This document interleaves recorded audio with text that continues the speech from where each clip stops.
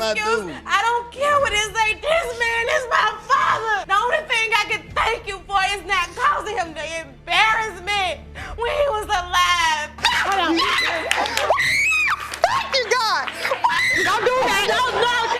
Don't do that. Don't do that. Mama, she just came out. I'm never telling her or encouraging her to treat him bad. Now, when he's ignorant or he's acting crazy, yeah, sometimes I tell her, you need to walk away, because Devontae's acting crazy. Today, we have an episode that will leave you on the edge of your seat. So sit back, get ready, and let's jump right into it. Mr. Dansby is petitioning the court for a DNA test to prove that Ms. Simpson has been lying about him being the father of her 3-year-old son, Tanoris. But hold on, folks. Ms. Simpson is countersuing Mr. Dansby for child-rearing expenses. Mr. Dansby, you're petitioning the court for a DNA test to prove that the defendant, Ms. Simpson, has been lying in her claim that you are the father of her 3-year-old son, Tanoris. Now, Ms. Simpson, you're countersuing Mr. Dansby for child-rearing expenses in the sum of $3,361.56, which is half of the money you claim to have spent on Tanoris. Yeah, sure. Mr. Dansby wastes no time in accusing Ms. Simpson of lying, claiming that she had been seeing another man while they were together. Uh-oh, things are already heating up in the courtroom. Let the drama unfold. I had been trying to get you to do a DNA test, but you chose to run. You didn't want to go to the child support place to do the DNA test. Is that true, Mr. Dansby? So, Ma'am, that's not true. Miss Simpson, she had been lying. I had doubts about this kid, Tanoris. If this so much as my son, she have not let me see. I don't even know the kid. Ms. Simpson denies these allegations, but Mr. Dansby is not convinced. He recalls a phone call he overheard between Ms. Simpson and the mysterious other man. The tension is rising, folks. Miss Simpson had another man who she was dealing with. When you met her, Okay, explain. Okay, what happened was it was one particular school morning. I was getting her kids ready for school. Okay, I got them on the school bus. Miss Simpson was taking a shower that morning. I just so happened caught the phone call. It was another dude. The court asks Mr. Dansby about his efforts to get a DNA test done, and he admits that it took him 3 years to finally take legal action. 3 years, people. Can you believe it? This case is full of twists and turns. Mr. Dansby, the man told you that she was his lady? Yes. And then what did you say? no. I spoke with her about it. I thought he heard So you my all voice. just hung up. After that, you hung up, and then that's when you had the conversation with her? Yes, yes. All right, so from at that point, you were on notice. There was Another man. another man. Ms. Simpson fires back, accusing Mr. Dansby of avoiding the responsibility of taking the DNA test. It's a battle of he said, she said, and the tension is palpable in the courtroom. When did she say this? Okay, and that It was came like, it was about- in 3 months before he was even born. It was not 3 months. It was not 3 months. I had Hold been on, calling hold you the on. whole- I want to understand this. Get me to this conversation 3 months before the baby was even born, where you say she told you the baby wasn't even yours. I asked, we was talking over the phone, and she somewhat got an attitude with me. The court wants to dig deeper into their relationship, and Mr. Dansby spills the tea about how they met through a mutual friend. But wait, there's more. He reveals that Ms. Simpson had another man in her life. Oh, the plot thickens. So now you really questioning. I'm questioning Yolanda like one behind the other. I'm trying to find out what's the truth. Is she lying to me or not? So now July 2012, Tanoris is born. Yeah, he was born, and I was trying to. I had got in contact with Miss Simpson. I was trying to find out whether it was my son or not. Ms. Simpson tries to defend herself, but Mr. Dansby is not having it. He accuses her of being a compulsive liar. Whoa, this case just got even more intense. Grab your popcorn, folks, because this is getting juicy. You Over say the it's the 14th. first time you met Tanoris. What was shady about that? That was my first time ever seeing tonight. But I feel like if she's so confident about this, my son, why it took 3 years for me to see tonight? Okay, but I got evidence that Okay, we did you take put a on picture. Facebook. You We put did. on What is there. that evidence, ma'am? It is a picture of him and Tanoris where I he took the says picture. that. Jerome, will you hand that to me, please? The court wants to know if Ms. Simpson was involved with anyone else during their relationship. And guess what? She admits to the possibility of another man. Oh, the suspense is killing us. Who could the real father be?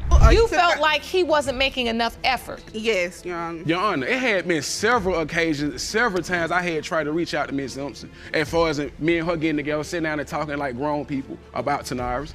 It was all talk, no action with Miss Simpson. Mr. Dansby presents his timeline of events, highlighting all the lies he believes Ms. Simpson has told him. This case is like a never-ending maze of deception. Can the truth be uncovered? Ms. Simpson, the expenses that you've outlined here, of course, food, bottles. Yes. What else have you bought for the child? Clothes. clothes, diapers. They total $6,723.12, which is why you're suing for half that amount, because you feel like that is what's owed to you. Yes. Post. The tension reaches its peak as Mr. Dansby reveals that he met Tenoris for the first time in October 2014, 2 years after he was born. This poor child deserves to know the truth. Will justice prevail? How much have they taken out? They be taking 100. It only took like about 360 from me already. 240. 240, 360. 240. 240. They don't took that's money out. all That I shit have like 3 separate received occasions. is 240, and that So was payment. they took still- $360, but you've received $240, ma'am. Okay. Finally, it's time for the moment we've all been waiting for. The DNA test results are in. The tension is thick in the air as Judge Lake reads the results. Is Mr. Dansby the father of Tenoris? Will Ms. Simpson's claims be proven right? Oh, the suspense is killing us. Get ready for the truth bomb, people.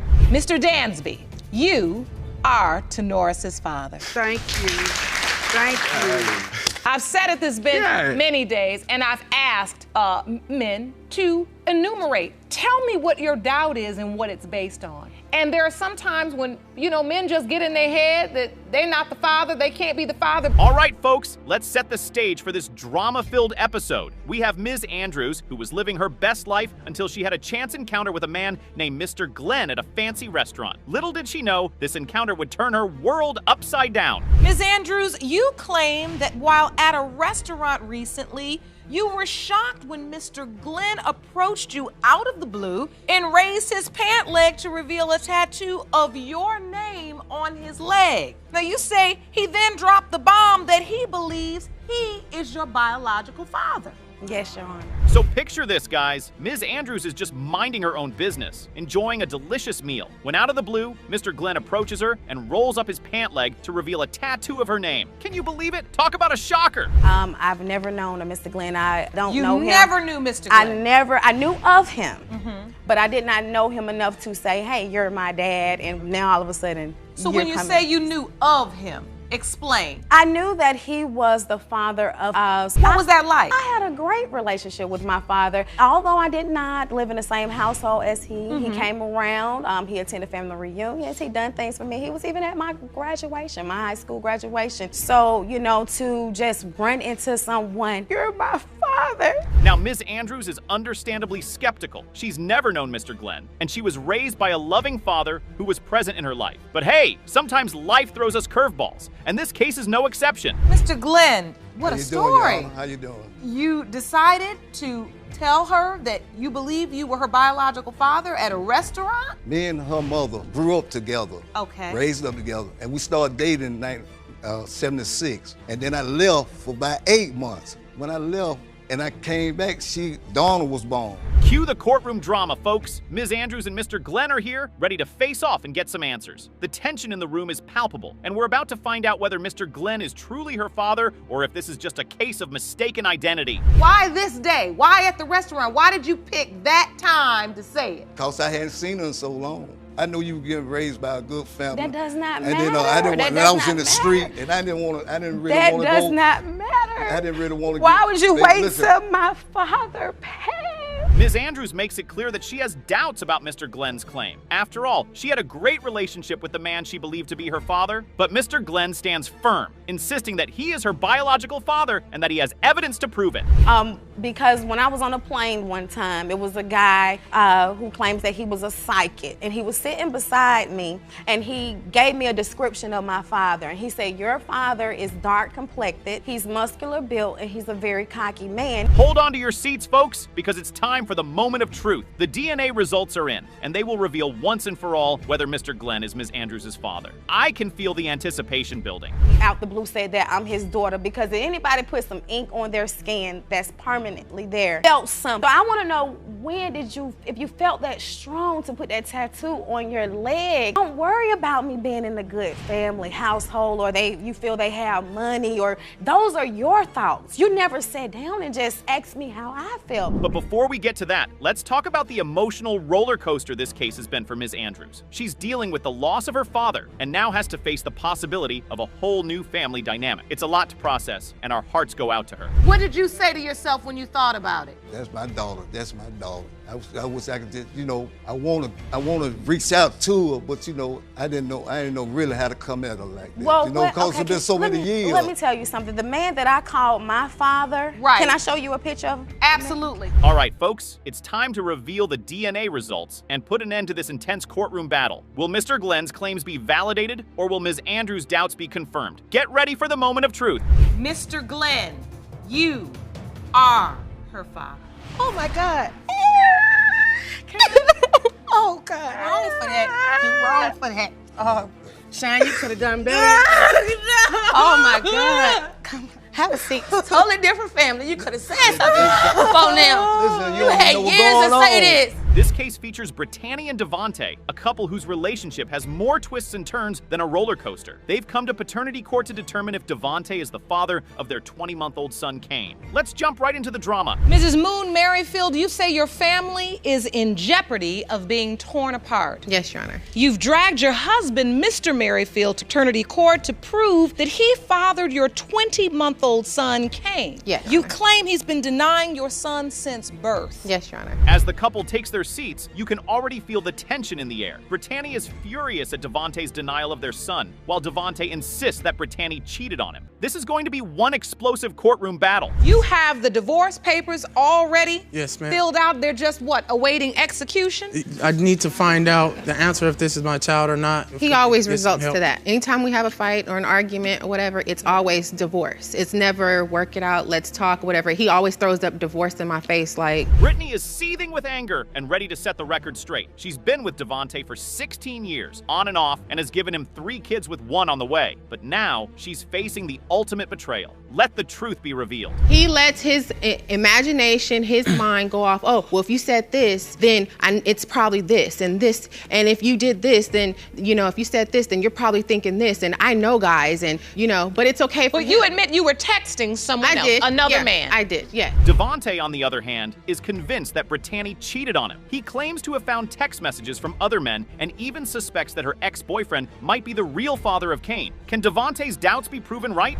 Is this a person you've been intimate with? No, I've never been intimate with the person at all. But let him tell it, you're lying. You have to be. Every time I talk to somebody, You've been it together doesn't how even matter. long? 16 years off and on. The courtroom erupts into chaos as Brittany and Devontae trade accusations. They both admit to texting other people, but the double standards are flying left and right. It's a battle of he said, she said, with no shortage of drama. When we get into a situation about somebody, if she catches me, like she said, talking to a woman or someone, a friend, I will fix it and end it. Or someone No, that's he more than a doesn't, friend. because he has a female to Right? this day. Still has his number. He made me change my number, but he won't change his number. And he tells me just because they crossed the line one time, they can still be good friends. The evidence starts pouring in, and it's a wild ride. Devontae presents text messages and call logs claiming Brittany was talking to multiple men, but Brittany fires back, accusing Devontae of doing the same. It's a never-ending cycle of betrayal. The texting app, that fake app, goes and downloads a fake app. And now she's texting Because he from a goes fake through my app. call Now she log got and the he fake calls number. every She's number calling them. on there. She's calling every number. She goes It through could the, be she can do it to anybody. me Then though. it- She can oh, go if to it's the a block call log call, and get my numbers. Who's the block number? She could go to the bill collector or this or that. She's been so sneaky to He me. just and goes not beyond. loyal. It's all his I can't imagination. it's not my imagination, it's proof. Oh boy, this couple needs some serious relationship counseling. They can't seem to trust each other or communicate properly. It's like watching a soap opera unfold right before our eyeyes. Enjoy texting Yes, or I talking do. to other Yes. men? He criticizes everything I do. Oh, I would have had this whole thing done within an hour. You're supposed to do it this way. I don't live with my father, never have. I'm a grown woman. And Thank you for the correct, but I get the point. So, Mr. Merrifield, this is your wife. Your child was born within your marriage. Were you intimate with your wife during the time the child was conceived? Let's take a step back and understand the backstory. Brittany and Devontae have been together since high school, but their relationship has been rocky from the start. They've broken up, gotten back together, and now they're facing the biggest challenge of all, the paternity of their child. Because she wasn't raised with her father. But he's too stupid to know that. He thinks I'm against him. I'm for him. Always for him. But I'm for her too. I can't always be on his side because he's not always right. She's right sometimes and sometimes He's right. She's wrong for doing that text. I told her she shouldn't do that. I'm never telling her or encouraging her to treat him bad. Finally, the moment we've all been waiting for, the DNA results. Will Devontae be proven to be the father of Cain, or will his doubts be confirmed? The tension is palpable, and we're about to find out the truth. Mr. Merrifield, you are Cain's father. I apologize for having doubts that he wasn't my son, but if you can't understand from everything that's been going on of where the doubts are coming from, you're not perfect. I haven't even put some of the stuff out there, what I think of my doubts. We've got a real doozy for you guys. In this episode, we have Ashley Ellison accusing Nathan Jenkins of being a serial cheater and the possible father of her daughter, Olivia. Oh, the drama is about to unfold, my friends. Ms. Ellison, you admit to cheating on your boyfriend with the defendant and now claim he is your daughter Olivia's biological father. Yes, Your Honor. Now you say he's done nothing for your baby and you are here with your mother to demand he step up. Yes, Your Honor. Ashley admits to cheating on her boyfriend with Nathan, but now claims he's the biological father of her baby. Meanwhile, Nathan believes Ashley is just trying to rope him back into her life. Talk about a messy situation, folks. And that's when she started explaining everything to me, like what had been going on, her dealing with other guys and her still being Your Honor, that is a lie. That ain't no lie. That is a lie. That is not no lie. So wait, Mr. Jenkins, it's your contention she admitted to you she was with other guys? Yes, Your Honor. Your Honor, he knew I had another boyfriend. That wasn't a secret. Everybody knew. Nathan starts off, Ashley admitted to being with multiple guys. Shock on his face when he found out. He didn't keep his promises. But you had a boyfriend. Things wasn't going right at home. Okay, so you were entertaining Mr. Jenkins because you were having issues in your relationship. Yes, ma'am. So you slept with him. Yes, Your Honor. No protection. Yes, ma'am. But also still sleeping with your boyfriend? Yes, Your Honor. But you say, Mr. Jenkins, there were other guys too. Multiple guys, Your Honor. But wait, Ashley denies it all. She says Nathan was always keeping a close eye on her, making her feel trapped. Oh, the tension is rising, folks. This is like a soap opera come to life. You know, I can show you how to drive, I can show you how to get your life, I can show you how to do better for yourself. And that I never, he did not do. Whoa, I never said I wanted to be in a relationship when I first met Miss Ellison, we came up with a plan to achieve, to make things, not to be together in no relationship. Now, she ended up pregnant. I told Miss Ellison, I said, well, okay, well, since you don't know, she brought it to my attention where it could be a possibility of another guy. And just when you thought things couldn't get any juicier, Ashley drops another bombshell. She reveals that Nathan made promises he couldn't keep, claiming he would show her a better life. Oh, the broken promises. This is getting intense, my friends. Oh, so you saying when you were sleeping with Mr. Jenkins, you didn't have any contact with your boyfriend? After I found out that I was pregnant, he cut everything off. Oh, after you found out you were pregnant? Yes, Your Okay, Honor. so while you were pregnant, who went with you to doctor's appointments? I did. My mama. He took me to about 3 doctor's appointments, and that was it. 3 doctor's appointments? And he didn't want to go. Nathan, on the other hand, denies ever wanting a relationship with Ashley. He says he was just trying to help her out, teach her how to drive, and show her a better path in life. Oh, the mixed signals. Can you feel the tension, folks? Who your child's father is, or you wouldn't be here. Correct. So when you are not responsible sexually, these situations happen. That's exactly why this courtroom exists. Ms. Ellison, when you have to give a name of potential fathers to the court, did you give both men's names or only Mr. Jenkins? I couldn't put both names down. I could only put one. Now let's talk about the ex-boyfriend. Ashley admits to sleeping with him too, just to add more fuel to the fire. Can you imagine the shock on Nathan's face when he found out he might not be the only potential father? This is like a paternity roller coaster, my friends. Listen, Mr. Jenkins, it sounds to me like at some point this did turn into a relationship. Man. It was a relationship. For a year and 3 months. A Even year and after 3 my months. baby was born, we were still together. Man, we were cool.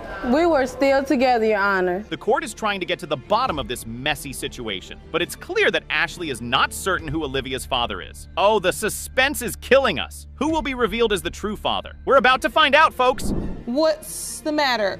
What do you feel?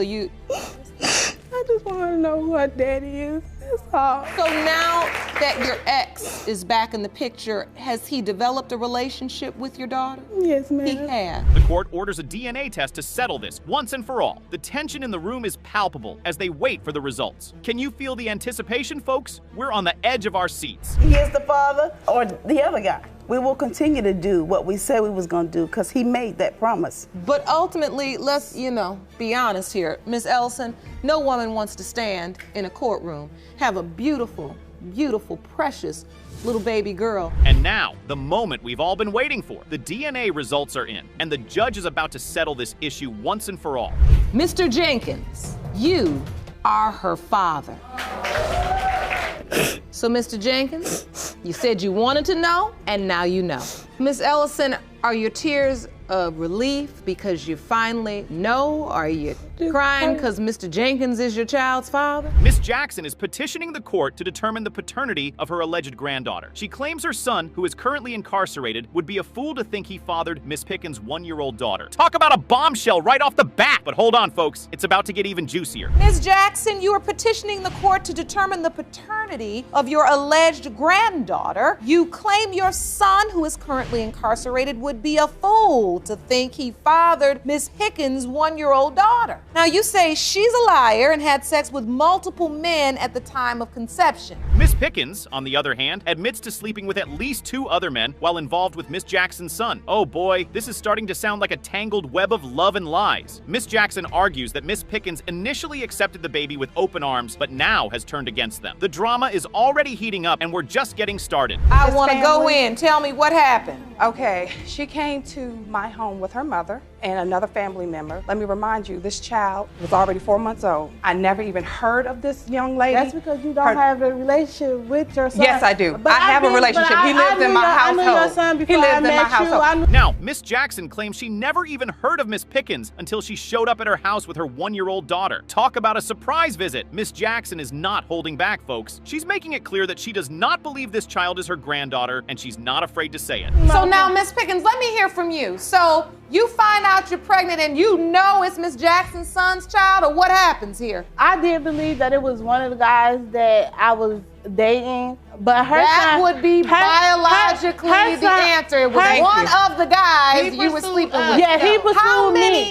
She don't know. She don't know. But wait, there's more. Miss Pickins drops a bombshell of her own, revealing that she initially thought another man was the father of her baby. Oh, the plot thickens. She believed her ex-boyfriend was the dad until Miss Jackson's son came around claiming the child as his own. It's a roller coaster of emotions. So when you say he pursued you, you meant when you had this baby, Miss Jackson's son called you and said, that's my baby. Yes, and she looked just like him. And you felt like there's a resemblance, she looks like him, and he's saying, this is my baby. Yes, so he ain't never denied it. If he did, he denied her around them. The tension in the courtroom is palpable as Miss Jackson and Miss Pickins go back and forth, each accusing the other of lying and being unfaithful. It's a battle of words, folks, and the stakes couldn't be higher. Who will come out on top? Will the truth finally be revealed? Actually expressed interest. Yes. And established a relationship. Never. Yes. With the baby. Yes. I never. One second, ma'am. I never established a relationship with this child. We got text messages that will even sit up here and say I never established a relationship. That child been to my house. To add even more fuel to the fire, Miss Jackson drops a bombshell accusation, claiming that Miss Pickins lied about a second pregnancy. Oh boy, this is getting messier by the minute. Miss Pickins admits to lying, but she says it was out of hurt and frustration. Drama, drama, drama. That she was sleeping with unprotected. Then she claimed to be that another man was the father. So these are the reasons that I have my doubt. She has lied about faking a pregnancy, stated she was pregnant with twins when she found out Aaliyah was pregnant, and come to find out that's a lie because her mother told me it was a lie. She acted like she was in a hospital when she really wasn't, Your Honor. As the tension in the courtroom reaches its peak, Miss Manning, Miss Jackson's son's current girlfriend, takes the stand. She claims that Miss Jackson is more concerned about her and Miss Pickins' relationship than finding out the truth about the paternity of the child. Oh, the drama just keeps on coming. You know I lied because I told your son that I lied. Yes, we found out because we called the hospital. No. And there was no such record. Why did you lie? Yes, I did lie because I was kind of hurt. I was hurt because at the time. So you did it to get back at him? Yes. Yes. Then she said she had an abortion. But you now have to understand why your credibility is about shot. I know. With emotions running high, Judge Lake calls for a recess to allow everyone to cool down. Phew, we definitely need a breather after all that drama. But don't worry, folks. We'll be back with the suspenseful conclusion of this case in just a moment. When you knew your daughter had slept with another man around the time of conception, did you say to yourself, well, are we certain that is Miss Jackson's son? Or did you just go on the look fact? No. No, I asked her at one time, you know what I'm saying? Because she didn't have no features of this other guy. The moment we've all been waiting for is finally here. The results are in, and tensions are at an all-time high. Miss Jackson anxiously awaits the verdict, hoping that her doubts will be proven right. Miss Pickins, on the other hand, is on the edge of her seat, praying that her claims will be validated. Who will come out on top in this battle of truth and lies? Mrs. Jackson, you are not her grandmother. Gotcha. Yes! Court is in recess. We come to this courtroom, it's about the children. Yeah. And if you do know who her father is, for her sake, ask them. Be willing to offer and say, if you want to go half, if you want to take a DNA test, whatever it takes for your baby, that's your focus. Ms. Baylor had a brief sexual relationship with Mr. Childs, at least so she put it, and the result of the encounter was her daughter. At first, Mr. Childs accepted paternity and was open to being the father of her child. But that ship sailed when Mr. Childs' wife convinced him otherwise and said the baby could not be his. Miss Allen, you say that after a brief affair with Mr. Childs, you discovered you were pregnant with your daughter, Ms. Baylor. You say Mr. Childs acknowledged paternity until his wife convinced him otherwise. You intend to prove that Mr. Childs is, in fact, your daughter's father. Is that correct? Yes, Your Honor. Ms. Baylor was pretty direct. I'd give her that. She was asked why Mr. Childs was denying her and her baby, and her reply was sharp. She claimed he was denying her child because of his petty wife, and she had her hands wrapped all around his decisions. But Mr. Baylor came to the rescue in defending his wife.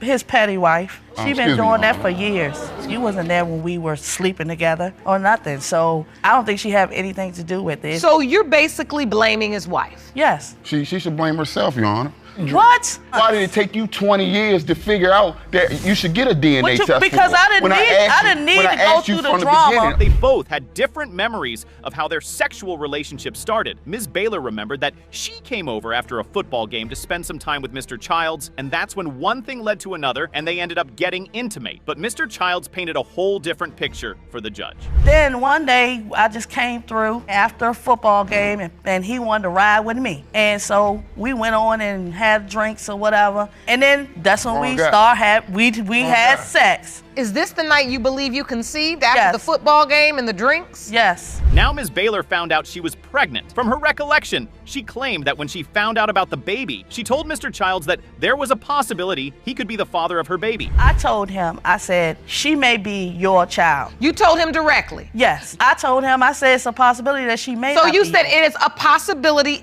that she may not be yours? Exactly. So you acknowledge this doubt? Yeah. As I said, they both had different stories as to how they remembered the whole situation. Mr. Childs claimed when he found out she was pregnant, he reached out to her and asked her to get a DNA test done if she believed the child was his. After that, she disappeared and didn't even tell him when she gave birth. I'll tell you what, if you're pregnant and it's mine, let's get a DNA test. We can go ahead and get this out of the way. Have no problem with taking care of her because she would have been my first. I don't see her again for months. Probably longer than that, Your Honor. So, Ms. Allen, when Ms. Baylor was born, you didn't invite him to the birth? No. Did you invite any other man? No. There was a reason she had been quiet all this while. She was a loose cannon, believe me. Mr. Childs' wife was tired of listening to Ms. Baylor speak, so she decided to drop some truth bombs of her own in the courtroom, and they were not funny at all. She remember me chasing her up and down the street, but she can't remember who fathered her child. Why am I living in her head rent-free, but she can't remember who fathered her child? Furthermore, Your Honor, he's always been there for my children. So this little song and dance she doing, I'm telling the truth. Why would she? Okay, I think it's important to know too. When we met her daughter, the daughter told us that she had tested someone else. The truth was starting to pop out, and all hands were pointing at Ms. Baylor to fill in the loopholes. Apparently, a man her daughter didn't know reached out to her and said he had a feeling she might be his daughter, and so wanted to get a DNA test just to confirm. Ms. Allen, you say this person was never a consideration. No, and I told him that, but he was insisting on it. I was like, that is not, I wasn't even messing with you back then. So the bottom line is, Ms. She don't know, that's the bottom line. Allen, you have not had a DNA test with any of the other true potential fathers. Ms. Baylor's daughter was one hell of a smart young lady. She wasn't going to wait around for her mother to tell her who her biological father was. It's not like she knew anyway. She reached out to Mr. Childs and spoke to him about her being his daughter. And the sweet thing was that he actually didn't deny her. Would come to me like, you're my cousin, TJ's your dad. I'm like, I don't know who TJ is. Who is TJ? And I went about it myself. I found him on Facebook, hit him up, and I said, look, I don't know what's going on, but I do actually want to know. And did I ever once deny you? Nah, you never did. Never once. Mr. Childs was not a bad man after all. She actually made several efforts to meet Ms. Baylor's daughter when she was much younger. Well, guess what? He actually did meet her. But the problem was Ms. Baylor. She just wasn't being very truthful with her daughter. I got in touch with Miss Baylor, and I told her that I wanted to meet Shy. 11 years ago, you would have been 9, Miss Baylor. Yes, ma'am. So you made an attempt to meet Miss Baylor at 9 years old. Yes, ma'am. But you weren't informed of any of this till you were 14. No, ma'am. I met her. I sat down and talked to her at Miss Allen's house. Well, it's time we brought the cartoons down on this plot twist. Wouldn't you say? It was time to find out the truth and know if the craziness was all worth it. The moment of truth is here, people. Brace yourselves for the results. Mr. Childs, you are not the father. I'm very sorry, Miss Baylor. It's okay, Your Honor. You know, at the same time. It's okay, honey. To the both of you for that, and we can move on. That's fine. For Ms. Lohman, a lot was on the line. She was hoping and praying that the results from the DNA test would reveal that her supposed husband-to-be was the father of her child. Mr. Mitchell, on the other hand, said that nothing would make him happier than finding out that he is actually the biological father of Ms. Lohman's daughter. Ms. Lohman, you are in court today hoping and praying your fiancé, Mr. Mitchell, is the biological father of your daughter, London. And you and your mother are here to prove it. You say today's DNA results will determine the future of your family together. Is that correct? Yes, Your Honor. There was no denying it. Trust me, everyone could see it. The doubts about the paternity of the baby were causing so much damage to their relationship. I mean, they are supposed to get married next month, but with the way things are looking, that might not be possible. London is not to become of Mr. Mitchell, then our wedding is going to be off, and that's going to, it's really going to upset me. All right, and how is it affecting your relationship now? Me and Mr. Mitchell, we fight all the time about, me telling Mr. Mitchell that London is his, and he will tell me, no, I don't think she is.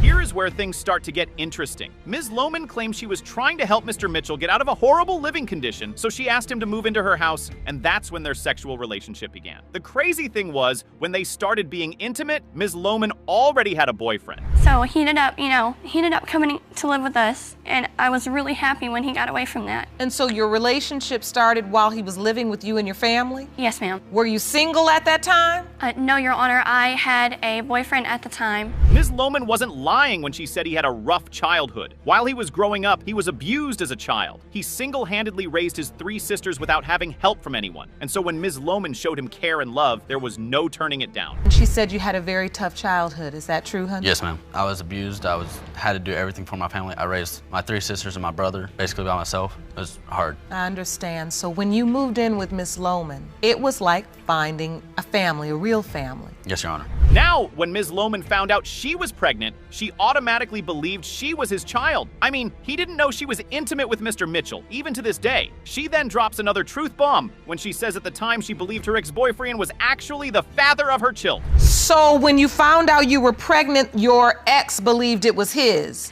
Yes, Your Honor, because at the time I also thought it was his. Why did you think it was his if you knew you were also having sex with Mr. Mitchell? At the time I was with him, so I wanted to make myself believe that it was my ex. Why did she then start to believe Mr. Mitchell was the father of her baby and no longer her ex-boyfriend? Well, in her defense, she claims she remembered she had more sexual encounters with Mr. Mitchell than the ex-boyfriend. Well, that's not how it works, Ms. Lohman. And I asked, do you have an estimate of when I conceived? Because I can't tell you the exact date. And she told me I conceived somewhere between October 12th and October 22nd. And I got to looking back at the dates, and I had sex with Mr. Mitchell more times than I had sex with my ex. I had sex with Mr. Mitchell about every day and only once or twice with my ex. Even with the doubts in his mind, he didn't back down from being a good father. He was with Ms. Lohman every single step of the way. The only problem was the doubts that just kept ringing in his head. He didn't want to father another man's child. Yes, and you're there when the baby's born? Yes, Your Honor. Do you sign the birth certificate? No, Your Honor. No, Your Honor. At the time, I was confused as to who the father was, so I didn't want to put anybody on the birth certificate except myself. Okay, well, that's responsible. So you don't put anyone on the birth certificate, but you're still there for the baby, Mr. Mitchell. Well, the suspense is finally over, and the hassle of who the dad of their child is about to be revealed. Will Mr. Mitchell end up being the father, or are they going to kiss their marriage goodbye in a few months? Mr. Mitchell, you are not the father.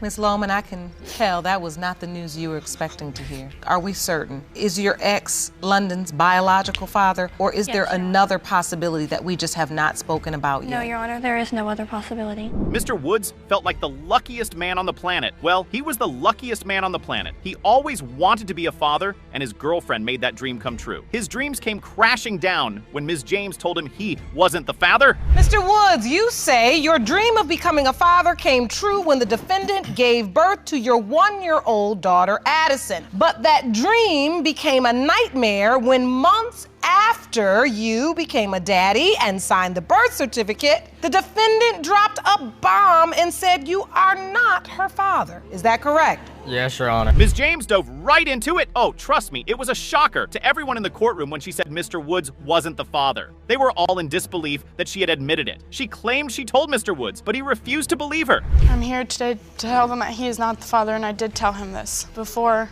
So it even hurts you because you know the bond they have established. You know how much Mr. Woods loves Addison. Yes, Your Honor. And you can see she loves him. Yes, Your Honor. But you're saying you have to come here to tell the truth. Yes, Your Honor.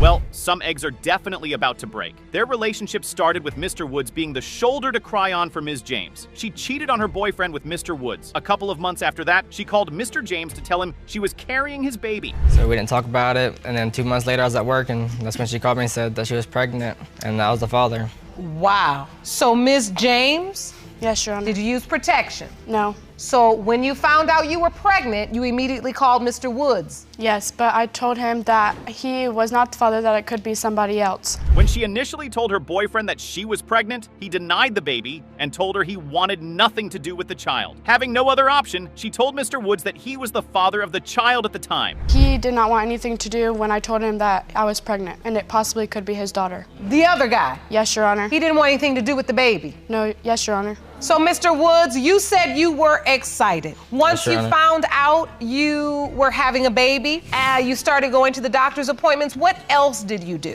Mr. Woods was one sweet dad. He was there for everything. Through the birth and through taking care of the baby, he basically showed up every step of the way. He even signed the birth certificate. The question then remains, where did the doubt come from? Because I did not want to leave her side or Aubrey's because she's in pain, so I stayed there the whole time.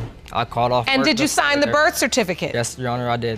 You did. So, Ms. James, if you had these doubts, why did you allow Mr. Woods to sign the birth certificate?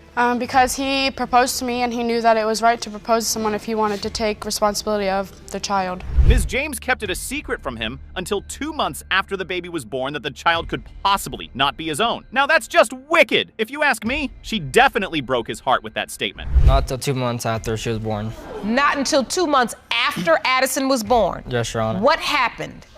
We was living together at the time. We was still engaged, and we got to a big fight. And I walked outside, and she came out with me, and that's when she said that Addison may not be mine, that could be her ex. It was a really sad day for Mr. Woods in the courtroom. When Ms. James's brother walked up to the stand, he couldn't deny how much Mr. Woods cared for the child. He even said he was the best father figure the child could ever need. That has to be the sweetest thing ever. Addison, and he is a great father to her. And I just really wanted to make it a point to him and Mr. Woods here that the child support can be devastating, because I am in a position of that myself, and I would like to see my niece have a responsible, good father in her life, and have that father figure. Well, the suspense is finally over, and the hassle of who the dad of their child is about to be revealed. It's been a bumpy and funny ride with Mr. Woods and Ms. James. All eyes are on the judge as she unleashes the truth. Get ready, paternity folks. Mr. Woods, you are not the father. I'm sorry for him and for you and for Addison. Jerome, will you please go and see if you can get Mr. Woods to return to the courtroom and check on him, please? I will. This is one epic church scandal that I promise you will never forget. Mr. House was in that courtroom to defend his name as he was being accused of fathering the child of a woman who was 28 years younger than him. Trust me, it was one hell of a case. Who may have fathered a child with a woman who's 28 years younger than you. Yes, Your Honor. Now, Ms. Webster, you admit you were involved with 3 different men during the time you conceived your daughter, including Mr. House. Now, the second possible father you've identified, Mr. Miles Jones, is 9 years older than you, and he's currently waiting outside of the courtroom. It was really hard to believe that Mr. House was actually a pastor. Ms. Webster, who happened to be the mother in question, was a member of his church, and she had 3 possible men who could be the father to her child. Moving to Buffalo, New York to take on a new assignment as a pastor. I'm a bishop, but I'm also a traveling pastor. But I'm also a man. I want to stress that right away, that I'm a man and I have manly needs. So it doesn't mean that I won't see a woman. I met her, we began to talk and enjoy. We shared some tragedies together. Mom, I was a child. Well, their funny little story started with a Bible study session. As Ms. Webster talked about how they met, she said she thought she was going to have a normal Bible session, but it ended in both her and Mr. House having unprotected sex. We met through my aunt. We met at a church. It was supposed to have been like a Bible study thing, but instead of that, it was like more, it led on to sexual, unprotected sex. They couldn't get their stories to align, and trust me, it wasn't surprising at all. Ms. Webster claimed that they met in church and things became sexual during one of their sessions. Mr. House, on the other hand, said they met at a food stand, and she was the one who wanted a sexual relationship with him. She's saying you all were at church, but regardless, you decided to be in a sexual relationship. Was it more than a sexual relationship? No, or it was just a hookup. It was just a hookup. It was a booty call. And you agreed with that it was just... Not only with me, with 3 other people it as was well. just a sexual relationship. Casual, no commitment. No commitment. Ms. Webster drops a truth bomb in the courtroom that leaves everyone speechless. While she was fooling around with our sleek pastor in her Bible sessions, she had a boyfriend. In her defense, she claimed her relationship was on and off, which eventually resulted in her having a sexual relationship with Mr. House. Yes, he was a boyfriend. We knew each other for 5 years, but it was an on and off relationship. I knew nothing about that, Your Honor, at all whatsoever. And so you knew Mr. Miles Jones before you ever met Mr. House? Yeah. Okay. And so admittedly, you were having... All right, Jerome, I think it's time that we meet. Mr. Jones, who happens to be the boyfriend in the picture, walks into the courtroom. Her relationship with Mr. Jones didn't particularly start as a romantic one. It began as a sexual one, before they both started to have feelings for each other. At first, it started off as casual sex for about 2 to 3 weeks, and then I started catching feelings.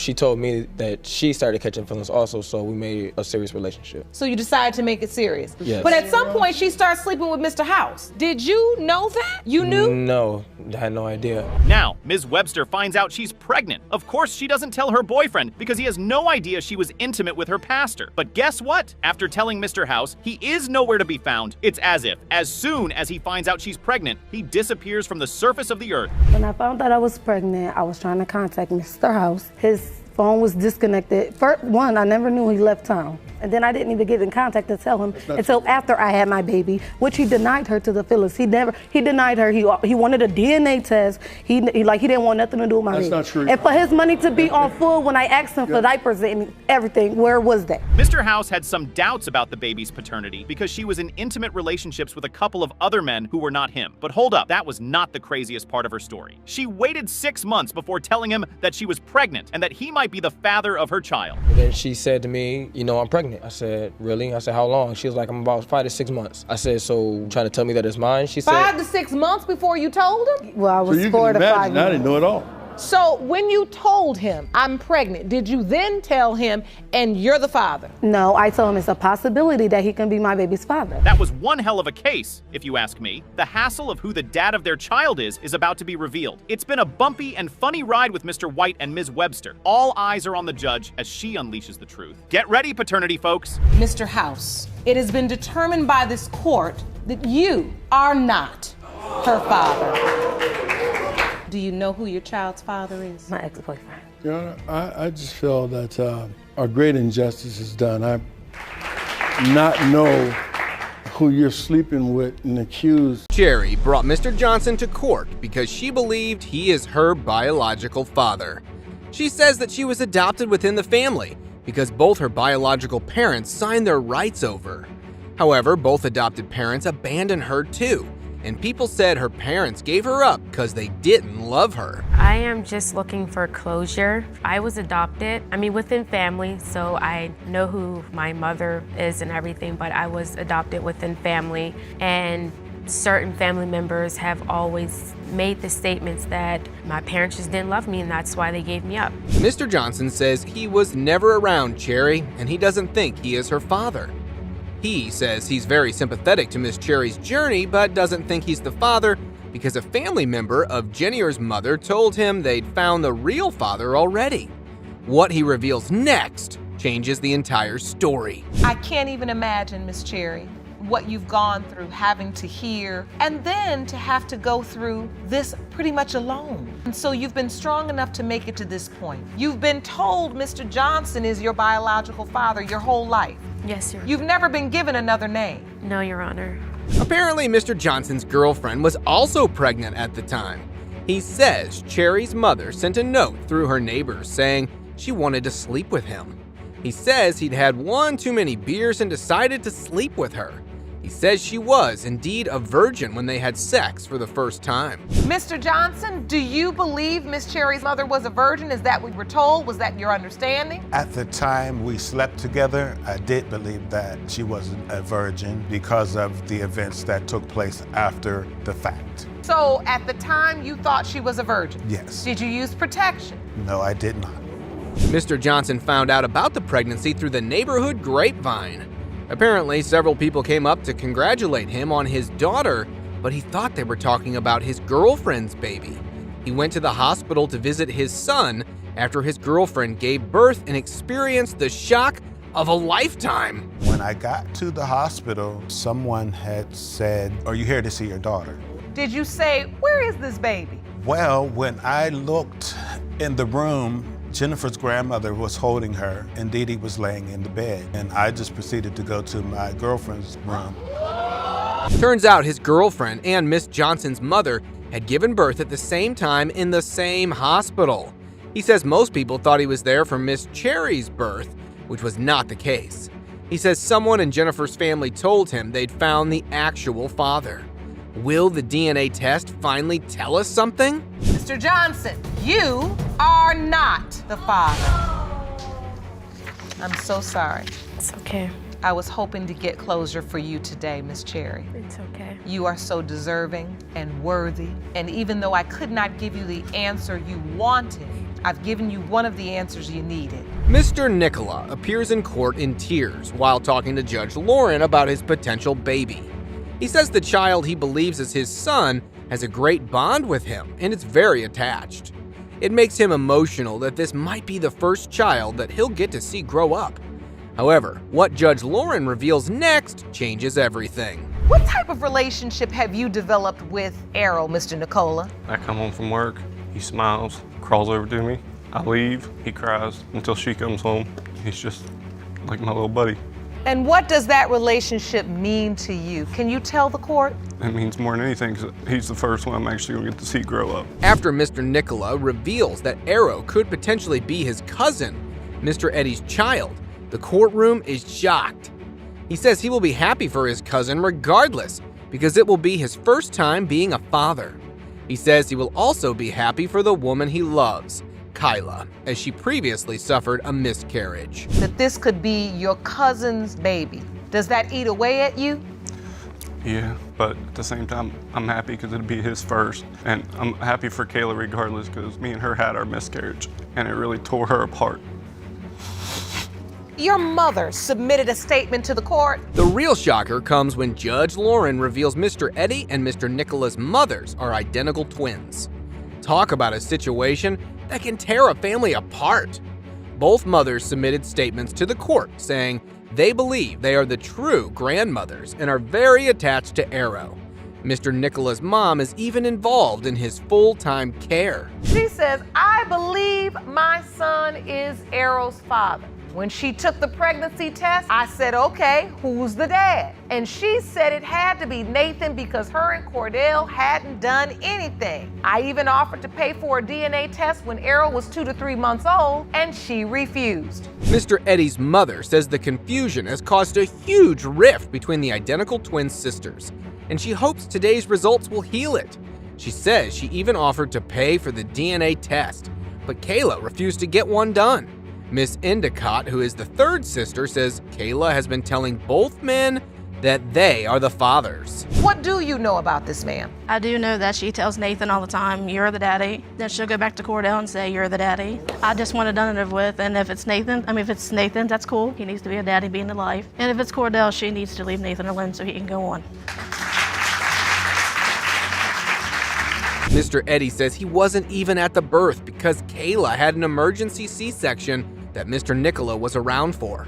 He hopes today's test goes in Mr. Nicola's favor because Kayla has tried to cut Mr. Eddy out of hers and Arrow's life. Judge Lauren asked Kayla if anyone is on the birth certificate. The answer will shock you. Oh, you put Mr. Nicola on the birth certificate? Yes. Was that because he was with you or because you all made a decision? Was it a three-way consultation? No, Your Honor. He was there at the birth, and I feel like Nathan wasn't even ready if it was his own son because he didn't have a job. He didn't have a vehicle. He still lived with his parents. That's when Kayla reveals she put Mr. Nicola on the birth certificate. When asked why, she says she didn't consider Mr. Eddy because he doesn't have a job or a car, and he still lives with his parents. Judge Lauren says you need to pick the father based on biology, not on how suitable a father someone will be. If somebody told me that I had a son and he's being born, I don't care if I had to hitchhike. I would be at the hospital the day after. So you felt like because he didn't get there, he wasn't as committed, which only reaffirmed the reason why you decided Mr. Nicola is going to be the best father for the baby. I'm putting his name on the birth certificate. And I believed he was. Mr. Eddy says it broke his heart when he was left out of the birth because he thought Kayla loved him enough to not do this to him. He says if the child is Mr. Nicola's, he's gonna leave them alone and let them be a happy family so he can also heal in peace. So what's going to be the end of this tragic family saga? It has been determined by this court. The biological father is Mr. Nicola.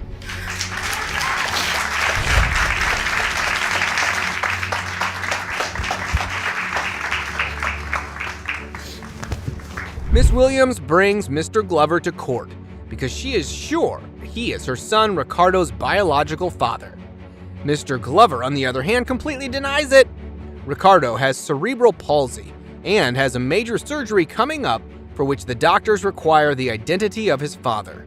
But Mr. Glover says his brother is actually Ricardo's father. Your Honor, I haven't seen this man in years. My son has cerebral palsy. He's undergoing a surgery because now he has a magnetic rod in his back because he has scoliosis, so they're gonna put the real rod, the real spinal rod in his back. I'm not his blood type, so if he need a blood transfusion, he need the absent parent. Mr. Glover says he hasn't seen his alleged son in 5 or 6 years. The last time he saw him was when Miss Williams took him to court for child support. The court required Miss Williams to submit to a DNA test, but she kept putting it off.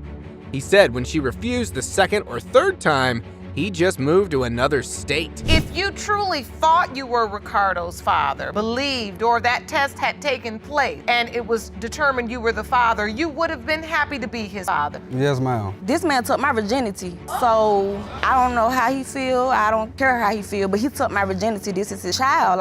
It's nobody else. Miss Williams says he took her virginity and she did not sleep with anyone else in the time frame that Ricardo was conceived. Mr. Glover says they dated for around a year, but weren't exactly exclusive.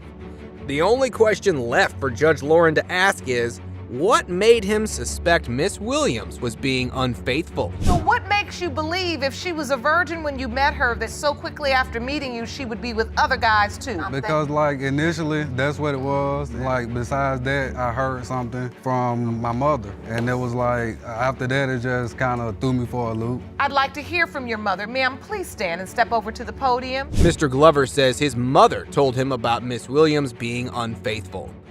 His mother takes the stand next and says she saw Miss Williams performing various sex acts on another guy in the neighborhood. She also saw her coming out of the same guy's car at another time. This is a shocking development for the entire courtroom. So you're saying you saw her with this person before she was pregnant and then after she had the baby? Yes. Which led you to believe this was an ongoing relationship. I feel like that wasn't the only relationship this young lady was involved in. His mother says Mr. Williams was involved with her other son, and it is likely he is the father. Mr. Glover produces text messages in which his brother says Ricardo looks more and more like him every day. Mr. Glover asks his brother if he's the father, but doesn't get the truth out. Can the DNA test do that instead? Mr. Glover, you are the father. What's up? Like, what's up? That's your handsome boy. And I just want to say I'm sorry, but like it could have been handled. And like I said, I apologize though. You need to apologize to him too. He'll understand it. Miss Shands has brought Mr. Hollis to court to confirm the paternity of her young son, Aiden. She says Mr. Hollis is her first love and is also the guy she lost her virginity to. When this resulted in her pregnancy, he denied the child. Mr. Hollis says Miss Shands is a pathological liar who is extremely untrustworthy. What do you want to accomplish today? Today, I would like to accomplish that Amir is the father of my child. He has been in my baby life ever since my baby has been 3 months. He's my first love, my first kiss, my first everything. And today, I just want to know the truth about, I want to prove to him that he is the father of my child. Miss Shands hopes the high school sweethearts can finally be a family. But Mr. Hollis's revelations make it look a little hard. Apparently, Miss Shands has cheated on him multiple times. She says they both cheated on each other with each other's friends because they were fighting. They both admit doing so was a mistake. He used to come back and tell me that Mr. Amir, he was messing with one of my friends. And we both were young at the time. Both y'all young now? Yeah, we still are young. We still are young. But I thought it was cool to go mess with one of his friends because he have slept with one of mine. Miss Shands says she engaged in revenge sex with one of Mr. Hollis's friends, and it went on for quite some time. They did not use protection. She says her godmother kept saying she might be pregnant, and so she went to the clinic one day and found out she was 5 months along.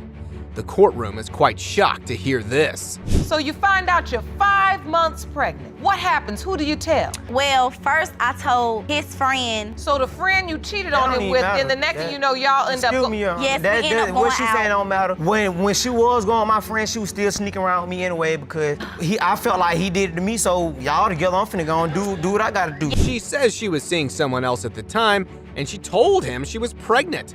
He was quite happy to hear the news. Mr. Hollis heard the news from other people, but in the end, Miss Shands told him there was a possibility he was the dad. She didn't tell the other guy about any possibility in terms of paternity.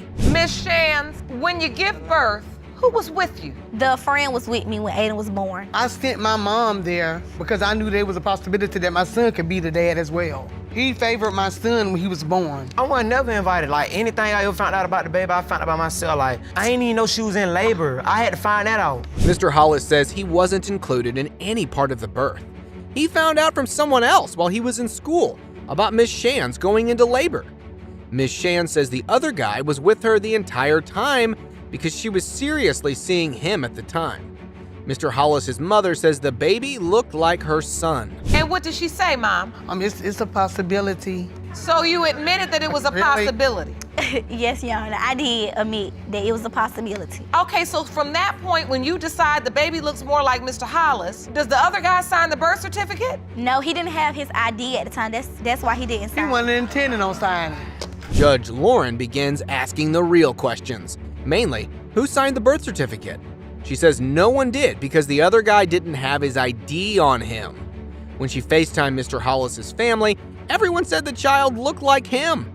Even the grandma says there's a chance the child might be her grandson. So to this day, the other person doesn't know that Mr. Hollis could be Aiden's biological father? He hears it off the streets because everybody on the streets tell him that the baby looked like Aiden, the baby looked like Amir, the baby looked like Amir. He think he is child. But in his mind, he's running around the streets saying, this is my baby. Miss Shands says everyone kept saying the kid looked a lot like Mr. Hollis, which is why she began suspecting the father is actually Mr. Hollis. She says that she's had no such conversation with the other guy, and he's mostly in the dark about this situation. So, what is the DNA test going to say about this high school drama? It has been determined by this court. Mr. Hollis, you are not the father. I see tears in your eyes, Ms. Shands, because I know how desperately you wanted Mr. Hollis to be Aiden's biological father. Watts is here on behalf of her deceased son, Alex. Alex passed away a few months back, and Ms. Watts is here because she doubts that he fathered the defendant's 20-month-old child, Caden. Ms. Cheryl, on the other hand, is absolutely sure that Alex fathered her child. I was called, received a phone call to come to a shooting where they said that my son was involved. When I got there, I didn't know at the time that my other son was there as well. My two sons went to visit a friend who had some type of altercation with some gentlemen prior to my sons coming to visit their home. And when my two sons got there, they were ambushed and murdered. That's so painful. It's the worst pain anyone can experience. Coupled with that, Mrs. Watts now has to live with the paternity doubt she has over Caden. Every time you seen Alex, you seen me, you seen him, we were always together. We planned on having a family together, having that future together, but fortunately it was cut short. How long were you in the relationship? 3 years on and off. Okay. And so Caden is 19 months old? Yes. And so he did get to know his father. Ms. Cheryl says that Alex never doubted that her son Caden belonged to him. She says they had a father and son relationship, and they were like two peas in a pod. She even has a video that shows the nature of that relationship. Yeah, because like you don't hear what I'm saying? You mad at me now? You want to annoy me? I don't care. So in your mind, as you see that, it's your feeling that he accepted this child as his own? Yes, Your Honor. He did accept Caden as his own. Hold up. What does she mean by blood test or not? Does that mean that there could be some reasonable doubt? No. I'm saying that because, everybody has said their words and everybody feels some type of way about when it comes to Caden being Alex's child. I say blood test or not because to Alex, he didn't care to get a blood test. To him, Caden was his child. Well, the issue was my son had went away for some time, and before he went away, he told me that Alexis was pregnant. And I guess this was during the time that they were on their breakup. Oh, and this isn't hearsay. Mrs. Watts has evidence of this text message and tenders it in court. This means that Ms. Cheryl just lied in court when she said that there's no possibility that Caden belongs to another man. That was my response because I told Alex I did have a one-night stand with somebody and cheated on him. I told him in the beginning. I want to say a week or two after I had the one-night stand, I took an at-home pregnancy test and I found out I was pregnant. I know it takes a little longer for the at-home pregnancy test to detect the pregnancy, so I did say I didn't know because I know what I did and Alex knows what I did, but I also do believe he is because I know what happened and I know at the time when it happened. Is it just me or does Ms. Cheryl here look a little flustered? Anyway, the point is that regardless of the feelings Alex has for this child, there is a real reason to have doubt. Is he a secret? He did not want nobody to know about the pregnancy. Why is that?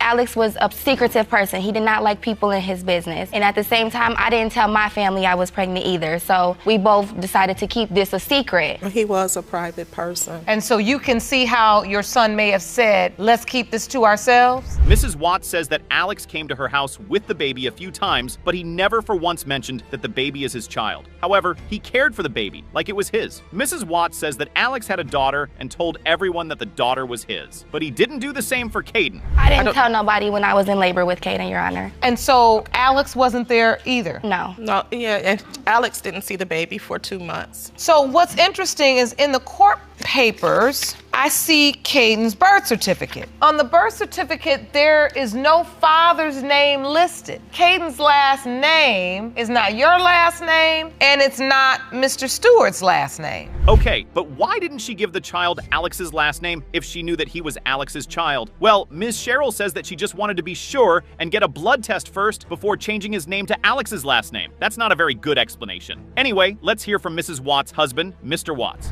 Yeah, we always hung out and did stuff together, and he never talked about no babies or nothing. It was all this is new to me this year. Oh, wait, so he's never even met me before. We've never even met face to face for him to be able to have a say-so on that. I'm talking about what Alex said. He never said nothing about no baby. If somebody got a child, they gonna say, well, this is my baby. Here, mama, look at my baby. Wow, so it seems Alex also had some paternity doubts. Despite this, Ms. Cheryl still claims that the child belongs to Alex. The only way to get to the bottom of this is to check out the DNA test and see what it has to say. The percentage of relatedness between Ms. Lita Watts and Caden is 0.006%. You are not related. Do you know where Caden's biological father is? No. Mr. Runles always believed that he couldn't have children because of a lifelong medical condition. However, that opinion changed when his partner had Ireland, a baby he now claims is his miracle baby. There's only one problem with that claim. The partner in question, Ms. Taylor, claims that it breaks her heart, but she is certain that Mr. Runles isn't the father of her baby. Not in my heart. Tell the court. Well, he has a, I don't know what it's called. Called a hypospadias. Okay, can you describe that for the court? All it is it's where the hole in the penis is in the wrong spot. Okay. Instead of being up top, it's more towards the bottom of the head. The doctor just said that it's a big possibility that I may never be able to have kids. So Mr. Runles may be able to have kids, but the chances, according to his doctor, are uncertain. Nobody really knows for sure. That's a tough spot to be if you want to have children. Interestingly, Ms. Taylor was aware of this and has dated Mr. Runles for over 4 years. She says they tried for over 2 years and nothing happened. In fact, they'd planned to adopt a child if they couldn't have one. And then, suddenly, Ireland happened. Family and, get out in the world. We had unprotected sex and we tried for so many times to have it. Nothing was working. So then I decided to go and do something different. And wait, what did you do? You have to be specific in court. I had went and cheated on him with a guy I had actually known for a little while. Oh, what did she tell you, Mr. Runles? Let's see where this story is going. Did she tell you, Mr. Ronald? Her original story, when I found out, because like I said, this is a miracle baby to me. This is, bottom line is, this don't work. If this is not my kid, I gotta go. There's not no more to it. When you found out you were pregnant, who did you tell? The other guy you were pregnant, or did you tell Mr. Ronald? I told them both, actually. I told the other guy on Facebook that I might be pregnant, it could be his baby, and I told him too. But did you tell Mr. Runnels you cheated? No, ma'am. No, I did not. Mr. Runnels says that on her Facebook, he found a message from Ms. Taylor telling the other dude that the child might be his. And that hurt him so bad that he felt like he had a heart attack. He says even right now his knees shake when he thinks about it. Then, I was there. And so at 22 weeks, you find this out, and yet you still stick by her. Yes. And you stick by the baby. Yes, Your Honor. And you are there. Yes, Your Honor. And are you there when baby Ireland is born? Yes, Your Honor. I was at the hospital. The other guy was not, by our choice, but I requested to have a DNA test done at the hospital. Especially as he thought Ireland was his miracle child. Ms. Taylor says she didn't want the DNA test because she doesn't want Mr. Runnels to leave her. That's a weird thing to say when she cheated on her partner with another man and then told the other man that he could be the father of her child. Despite this, Mr. Runnels still loves Ireland and says he will keep on being her legal father.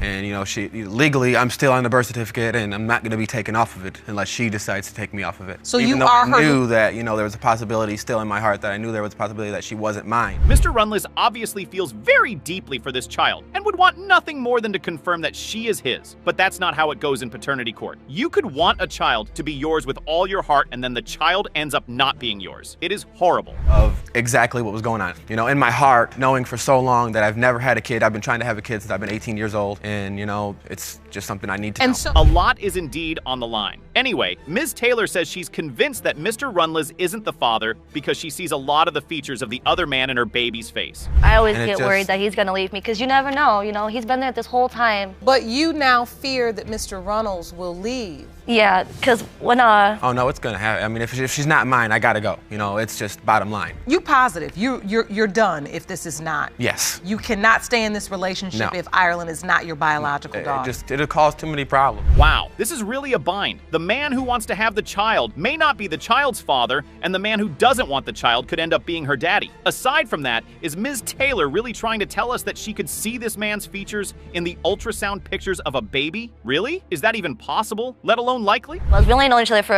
almost a year. And then he came over one night and when to hang out, we hung out and it led into more than that. A week later, I took a pregnancy test. They both came up positive. And I told him not to get his hopes up on the first one because I didn't want to have him go thinking, oh yeah, I'm having a baby, and then I go to the hospital and I find out it's not Before we get into that, that's kind of funny how Ms. Taylor says that he came over. It shouldn't come as a surprise, but Ms. Taylor here doesn't sound so trustworthy. If she can cheat on a man who loves her like Mr. Runnels does, what can she not do? I was told that it happened outside of my house, in a park, somewhere outside. I did. I told him that. You did? Yes. But in actuality, this man was in my your house, home. in my bed. Since we're telling the truth now. Right. The truth. Right. Was this really a one-night stand? It or really was. did it happen more than once? It was honestly my right hand to God. It was only one time only, and that's the only time we ever had it, and then... Here's the thing. If you are coming to court, try to get your story straight.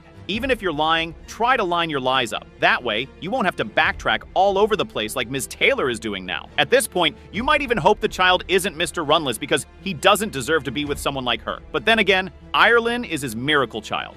or so he says. Match his. It's like, but me and like him I had said, brown she looks eyes. just like me. Look at her. Butt She chin, had- my big old elephant ears. And this a is kid. Ireland. You believe she looks like you. 100%. So, Miss Taylor, does she also look like the other guy to you? Yes, Your Honor, she does. We've heard a lot. It's time to get to the bottom of this matter and see who is Ireland's father. Is it Mr. Runless or is it someone else? Mr. Runnels, you are her father. Yes. Oh my God. Oh, it is a Made me miracle, nervous baby. for a minute, but that's It really is his baby. great. It's a miracle, baby. Ms. Gates says that a day before her son passed away, he told her that he wasn't the son of the defendant's 3-year-old daughter Alexis and 16-month-old son Nicholas. Ms. Remold, the defendant, insists that the plaintiff's son, Nicholas Gates, is indeed the father of her child and says that the DNA test will prove the case. It's not the dad.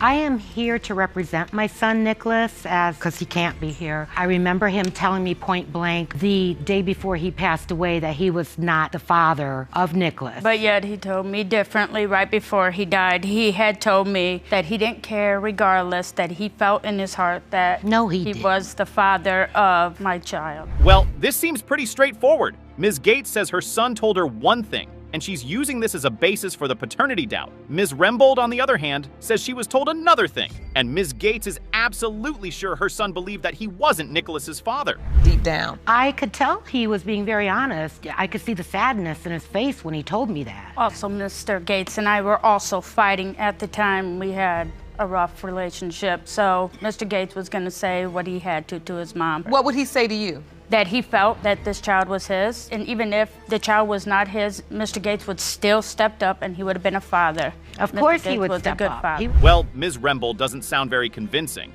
Why would the departed Mr. Gates even have a paternity doubt in the first place? There must have been some reason for that, right? To you at all, or was there doubt? Yes, there was some doubt. Mr. Gates with Alexis, if we would argue, he would say, go find your daughter's father. With Nicholas, I had found out I was pregnant, and he told me he would not be able to live with knowing I was pregnant with another man's baby. And then right before Mr. Gates had passed away, Mr. Gates had told me that he felt in his heart that Nicholas was his child. It's not what he told me. That doesn't answer the question, though. Anyway, let's move on. What exactly did Mr. Gates tell his mother before passing on? He said, that baby is not mine, and that's all he said. And he was just very distressed. And he meant Nicholas? Yes. What about Alexis? When Alexis was born, Your Honor, she was very dark complected, and he had every doubt possible that she was not his, due to the circumstances of them breaking up, getting back together. Ah, so there's the crux of the issue.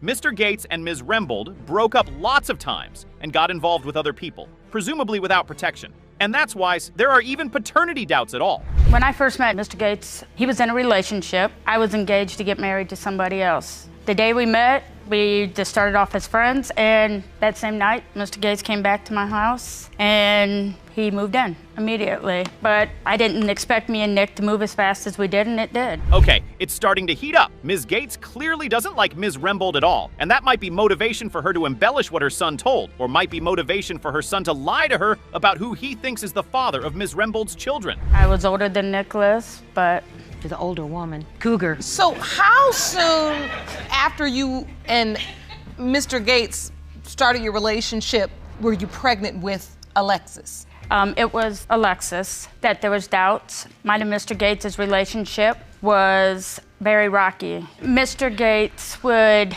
love the attention from other women, and he thought he was slick and would always get caught cheating. No wonder there are paternity doubts. This happened before Alexis was born and also happened before Nicholas was born. That's why there are so many questions over who the father of those children is. You did. Yes, she did. If you did sleep with the ex during the breakup, why is it that you don't agree with the fact that there could be doubt?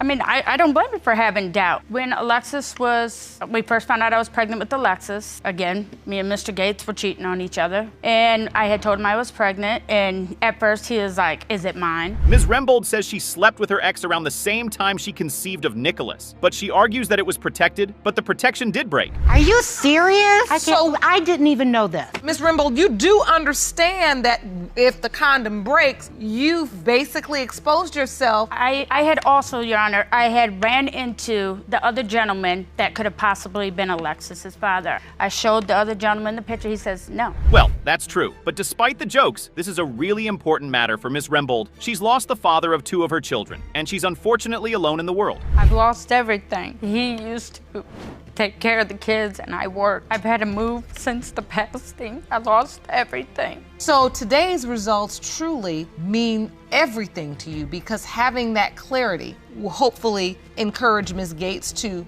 help with the children. Unfortunately, Ms. Remold's feelings cannot wish the paternity questions away. It is still there, and Ms. Gates still feels the same way. My son loved her so much that he would watch the kids knowing she'd be going out with this man. That's how much he loved her and loved those kids, and it killed him. So you moved this guy into the house with you and Nate? And they both stayed. Okay, and so which one were you intimate with during this time? Both of them, Your Honor.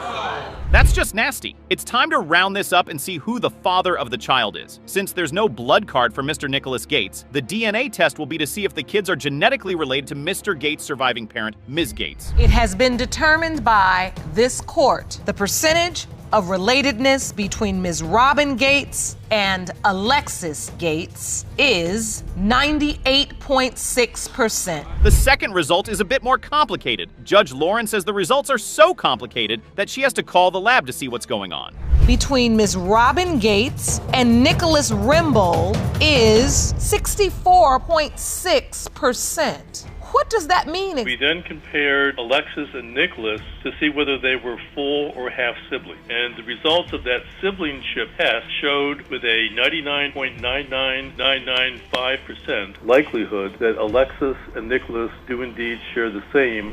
Ms. Walker says before her son Delonte passed away, she had doubts that he was the biological father of his supposed son, Delonte Royal. She says that her son also shared those doubts with her the day before his passing. Ms. Royal, on the other hand, claims that her son is indeed Delonte's child. Well, Your Honor, my son was tragically murdered. The day of his passing, my son left something behind with me, and that was his doubt. And I am here today to get the doubt taken care of. Her child, her son, I don't know if that's my grandchild or not. Ms. Royal says that there is absolutely no reason to doubt that her son is Delonte's. She says she has been completely loyal to him, and no one else can say that they could be her son's father. In my family, we love her son.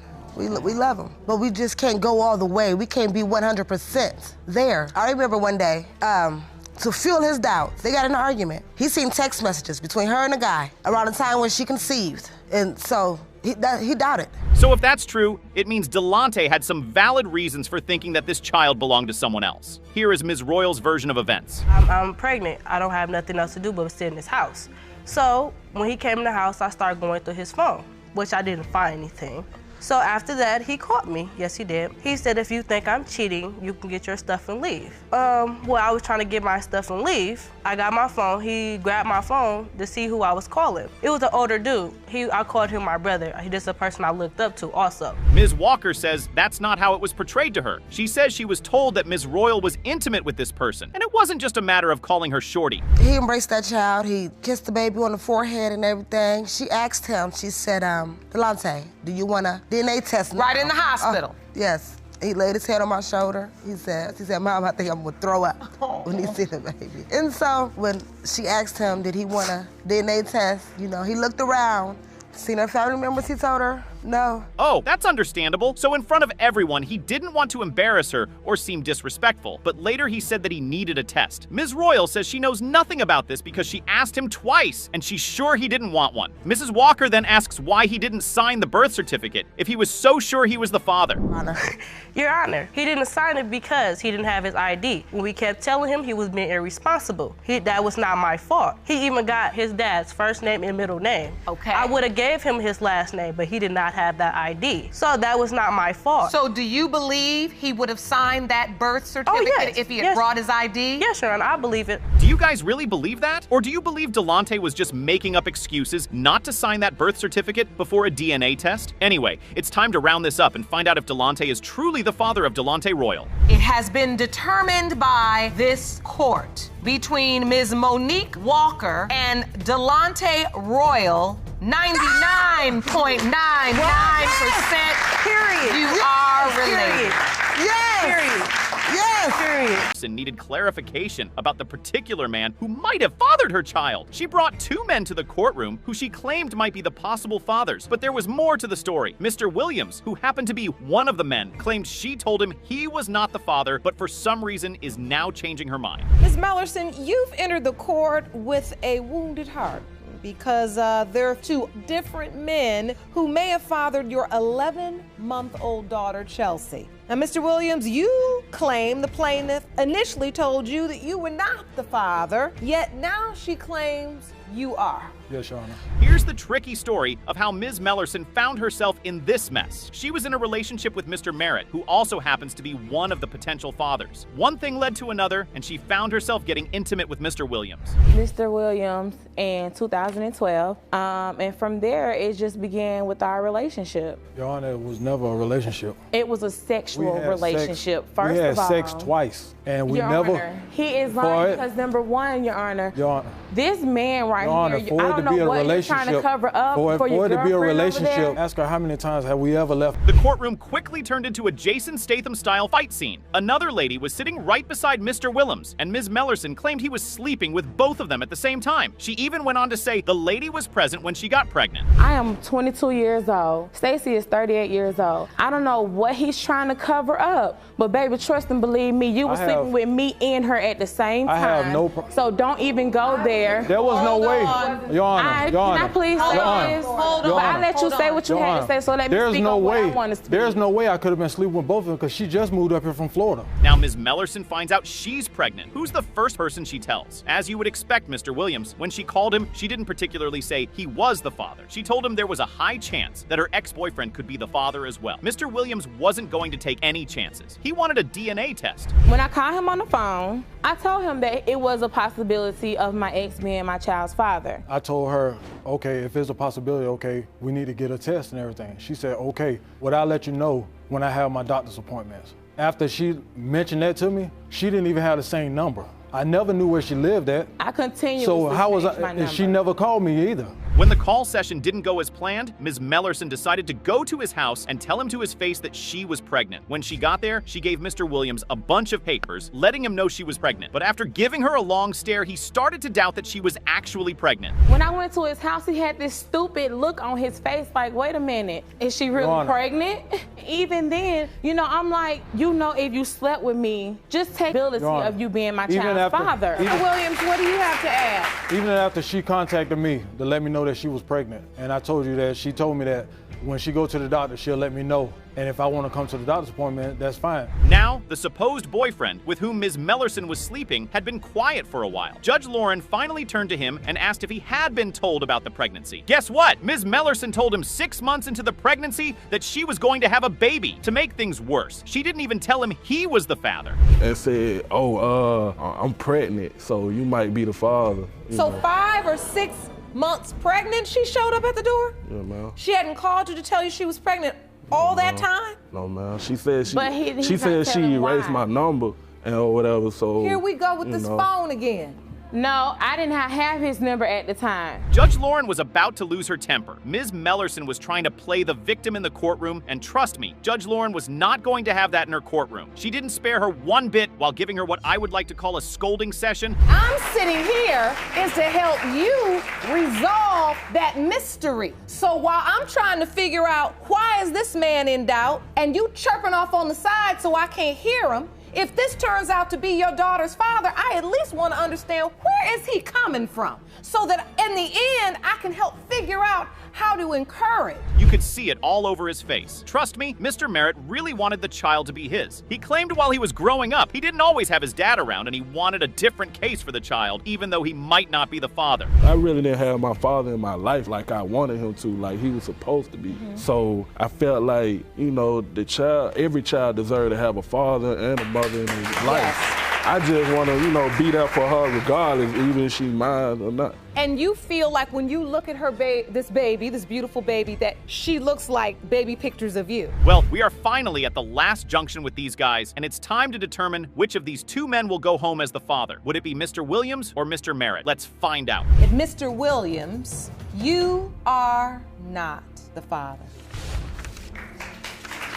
Mr. Merritt, you are not the father. Well, I know who it is. Miss Mellerson, you could have saved us I'm 100%. all. Just like in the previous case, two men were brought to the courtroom as potential fathers. Ms. Petty wanted to know who the real father of her child was, but something was interesting about this case. The first man in question was her boyfriend, while the other man was her ex-boyfriend. Mr. Bell, the ex-boyfriend, was certain that he could not be the father. Miss Petty, you say you grew up without a father and claim you don't want the same for your daughter, Alea. Yes, Your Honor. Now, you've asked the court to DNA test two men who may be her biological father.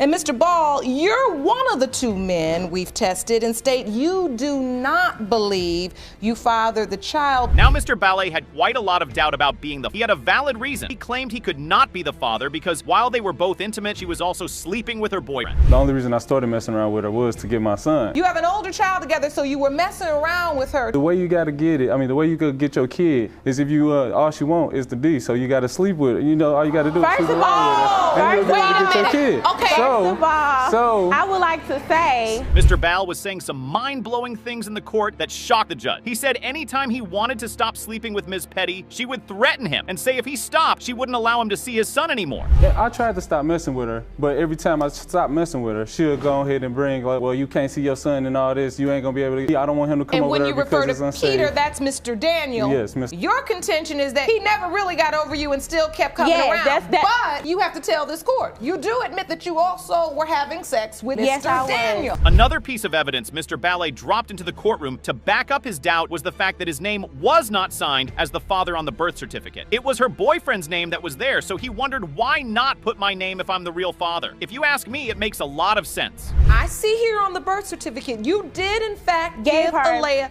Mr. Daniel's last name. Yes. Did you think Mr. Daniel would just be a better father, or you just felt like he was your only option? He asked me to give my daughter his last name because he knew all the lies Stefan was telling me. Because they was, everybody know everything he was they telling together for 2 years. about how he didn't want to take her. And they were sleeping with each other unprotected. It was about time Judge Lauren hit the nail on the head and asked Ms. Petty why she had another man's name signed on the birth certificate. With tears in her eyes, she told the judge that Mr. Ball was not a father figure. She even said he never gave her daughter a chance to get to know him. Why is it that you give her another man's name? Exactly. You didn't want her to... Why you didn't give her your last name? If Let that her was the case. speak. And I'm asking... I'm sorry. That's beautiful. That's beautiful to hear, sir. Miss Kelly, you remember, of course, the relationship because you introduced your daughter. Yes, ma'am. Ms. Kelly made one room on her daughter to live her life without knowing the truth. So she told her there was a chance she might have two men as her possible fathers. So my mom and my dad raised her.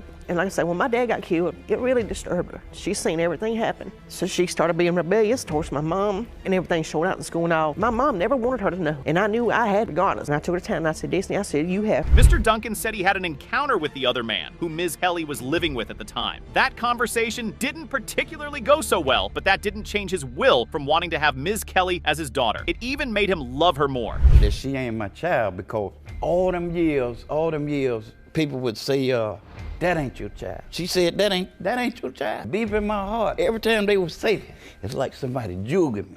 It's like somebody's jugging, you know? Never once, not even one time did I ever turn my back. I always knew that this little girl right here. Aside from the fact that people were telling him Ms. Kelly wasn't his child, he recalled a time when Ms. Kelly's mom told him to his face that she wasn't his daughter. They were arguing, and it just slipped out from her mouth at least, so he recalled. But Ms. Kelly's mother claimed she couldn't remember that ever happening. You started telling people that's not his child. You said you told other people she wasn't his child. Did you ever tell him directly? Well, Your Honor, it's been so long, I really can't recall. Do you ever not your child? Yes, Your Honor, I do recall her. What happened? Me to my face. And I knew that she could be telling the truth.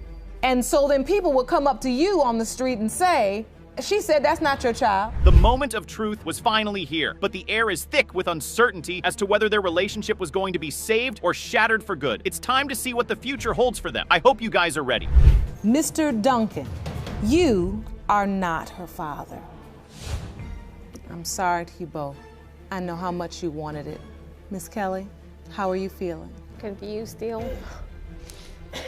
That's understandable. All the cards were on the table for Mr. Hill. He was furious because he claimed he paid a lot of money in child support for a child he now believes to not be his. Ms. Harris, with a smirk on her face, was beyond certain that he was the father of her child, and the DNA results were going to prove just that. Mr. Hill, you have petitioned the courts for years to get a DNA test on Ms. Harris's 18-year-old son, Taman, because you've paid more than $50,000 in child support, but you're not certain he's your child. Yes, Your Honor. Your previous petitions were denied, but there is now reasonable doubt and testing has been ordered. Judge Lauren was initially confused by his story. Mr. Hill claimed he was paying over $50,000 in child support for a child he believed was not his. When asked why he was then having doubts, he let the cat out of the box and said Ms. Harris cheated on him. Why don't you think he's yours? Basically, she had sexual intercourse with somebody else. Excuse me, All right. Your Honor. Excuse me. Okay, so hold on. What, Ms. Harris? He's a liar, a total liar. I've never been with anyone in the 3 years that we were together. Why would he manufacture these doubts? Mr. Hill was talking like a loose cannon, and he just wasn't ready to shut up. He had so much to reveal to the judge. Aside from the accusation about Ms. Harris cheating on him, he said she told him on several occasions that she actually slept with another man. She told me that she had slept with somebody else. So in she person told you? And on the phone. So you're saying she told you she slept with somebody on else? numerous different occasions. All right, but the point is when you were in your relationship that was supposed to be committed, Yes, Your Honor. she had sex with somebody else. Yes, Your Honor. She told me numerous times. She basically, when I was with my ex. Well, the judge had heard enough of Mr. Hill's rants, and she wanted to hear Ms. Harris's side of the story. Trust me, she had some truths of her own to reveal. She claimed that right from the moment she gave birth, Mr. Hill was beyond excited to be a father. It felt like his greatest wish had just come true. I got pregnant, first in the delivery room. He was so happy talking about he didn't want to sign a birth Excuse me, Your certificate, Honor. jumping, hollering. Let I her got a speak, baby. let her He speak, cut Mr. Hill. the umbilical cord, everything. We was at the store one day, he's hollering across the store, I got a baby, I'm buying Pampers. Look at my baby. Excuse me, Your Honor, that's a lie. So you're saying he acknowledged the child and he believed Taman was his? I've never. One thing was for sure, Mr. Hill and Ms. Harris weren't going to agree on anything in that courtroom. Mr. Hill went on to tell his story about how he went to different courts to try to determine if he was the real father of her son. But Ms. Harris came in like a storm and called him a big fat liar. Nowhere to be found. Child's different when we go to different child support. I used to pay $300, maybe $400 every 2 weeks in child support. She never showed up. I tried to get a DNA test. She never showed up. So I tried over years and years and years trying to find out if Taman was really mine. But you paid the support. I paid the support. Did you acknowledge Taman as your child? Before the case could move forward, Ms. Harris's mother intervened, and she was furious with Mr. Hill. She wasn't in the mood to listen to anything the judge wanted to say. All she wanted to do was vent her anger and frustration to Mr. Hill in the courtroom. You need to be ashamed of yourself. Are you blind, Chris? Are you blind? I'm not blind. Do you see him, Chris? That look exactly like Do you see him, Chris? Well, your daughter shouldn't have Your been other with children do else not look like you. do. You need to have them on paternity court back in front of this judge, because he looks like you, they don't. After hearing so much from Ms. Harris's mom, Judge Lauren decided she was ready to hear from the little boy who found himself in a mess created by his parents. Sadly, he never felt the presence of Mr. Hill in his life. Not one day went by where he didn't wish the situation was completely different. Made me feel kind of bad because I see everybody else with their father and I don't. It's all right, babe. Take your time. You said everybody else had a father. And I just feel like he should be there. He should have been there my whole life. I should remember him through my life, and I don't. On one of those occasions when Ms. Harris's son tried to reach out to Mr. Hill and have some type of bond with him, the reply he gave to her son would leave anyone who read it in shock. It was so bad that Judge Lauren couldn't hide her anger and disgust at Mr. Hill. I guess I'll just keep it for myself. Tell your mom I would like a DNA test. Because it was You wrote this message to this child? You wrote this message to your son? Because it's the fact of the matter, every time I did reach out to him, try to develop a relationship with him, he wanted to spend time with his friend instead of me. Excuse me, even if you were disappointed. Well, it's finally time to unveil the truth after so many lies and deceptions. The day of reckoning is finally here, with everyone itching to know the truth. Are you ready to find out? I bet you are. So take a deep breath, because here it comes. Mr. Hill, you are his father. Can I say something? I think you owe my son an apology. Excuse me. That's exactly what I'm finna do. Tamar, I apologize for not being in your life, not doing what I needed to do.